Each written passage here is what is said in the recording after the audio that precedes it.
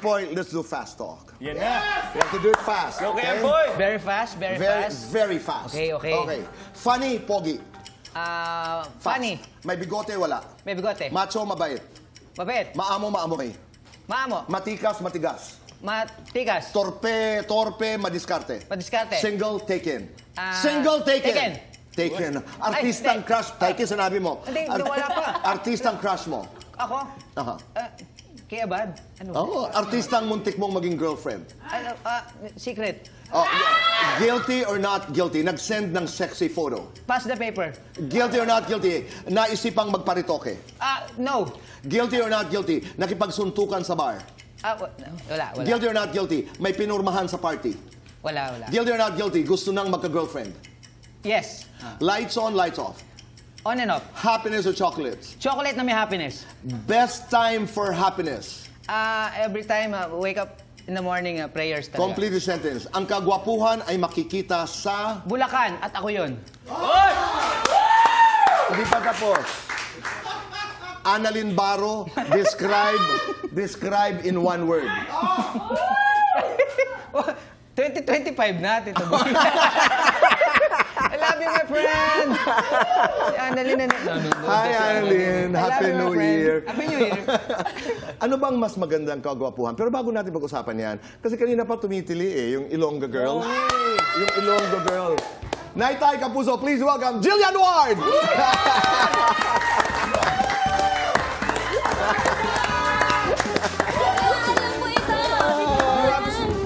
Salamat. Alam ko hindi ka dapat guest, pero... Bigla alam, hindi lang niya po kasi ako.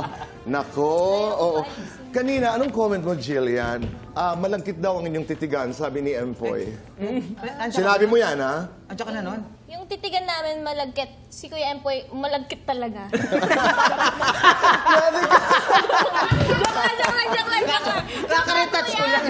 Kuya! That was good. January 13 po, umpisa na ng My Ilonggo Girl. Congratulations! Ngayon pa lamang. Pero Jillian, ikaw, anong gusto mo sa boys? Yung gwapo talaga o yung may appeal? Yung may dating? Siyempre gusto ko po yung may dating. And ano ba yung dating para sa akin kapag matalino yung... Kapag matalino. Kapag matalino. Okay. Dahil sinabi ni Jillian yan, subukan lang natin, Empoy. Kasi ikaw, sobra talaga, nag-uumapaw ang appeal mo. Lalo na pag talino ang pinag-uusapan, di ba? Let's see.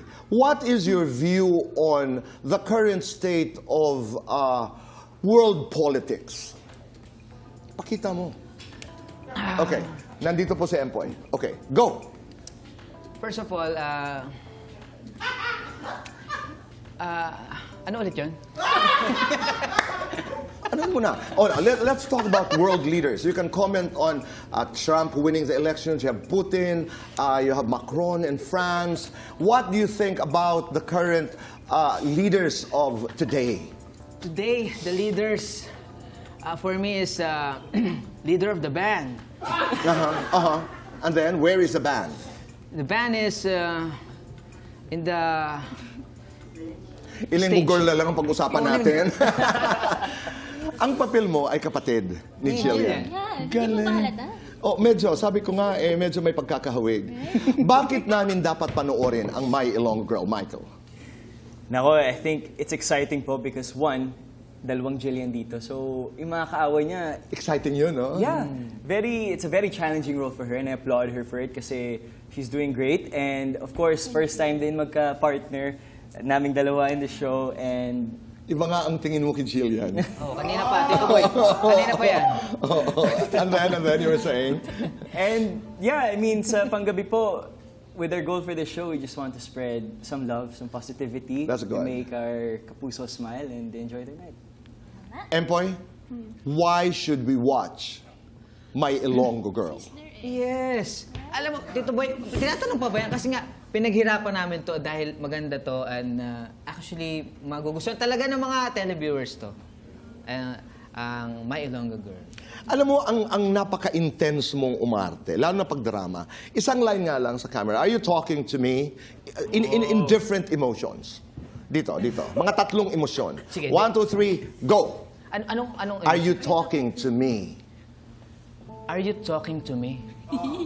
1, 2. Are you talking to me?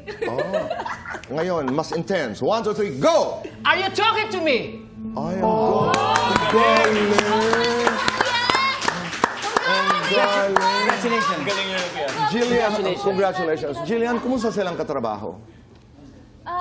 Well, si Michael po, masaya siyang katrabaho, makulit siya, napakabait, napaka-professional. Pero si Tito Boy, kasi, pag sa taping, nadidistract talaga ako sa kagwapuhan ni Kuya Empoy. Hindi ko talaga... Bakit ako? Hindi ako makapag-lines. Alam mo yung titinan ko siya, right. parang napapangiti ako. Nadidistract ka yung Na- kagwapuhan? Hindi ko siya kayang tingnan kasi iba talaga yung appeal niya. Parang, grabe. Anong masasabi mo?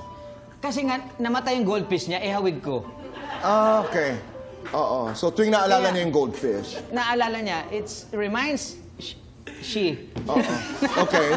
All right.